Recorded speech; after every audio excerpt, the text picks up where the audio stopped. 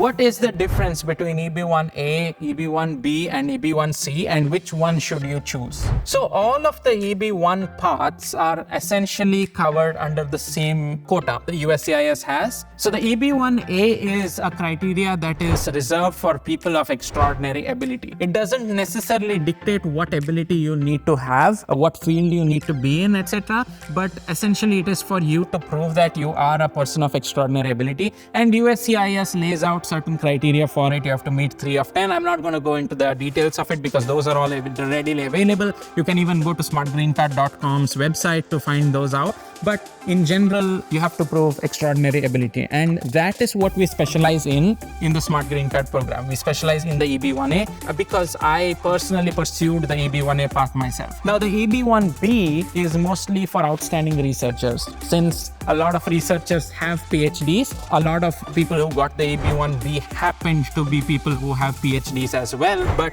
in general, that is a path that is reserved for outstanding researchers.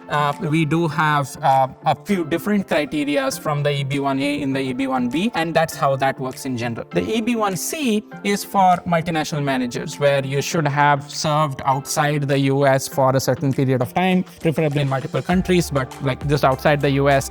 And then it has a few mandates on like the fact that you have to have managed a team, managed multiple people on the team, stuff like that. We don't necessarily specialize in EB1B or C in the Smart Green Card program, because we do not think that, given the problem that most of the people have immigration-wise, those two are, a directly viable solution, so to speak. They have been viable for some people on a very case-by-case basis. But the key thing that makes it makes the EB1A very attractive is, despite all three, A, B, and C being EB1s, EB1B and EB1C still require sponsorship, which means you'll have to go to your employer, you'll have to go through their vetting process, they'll have a legal counsel, and you have to go through that entire sort of loop and be overly dependent on your employer to file for your EB1 petition in B and C and get it approved. Versus EB1A, you have ultimate control over your case, and you can basically own your entire petition. I have made another video on self-petitioning and like, should you self-petition, what makes the EB1 relevant, what makes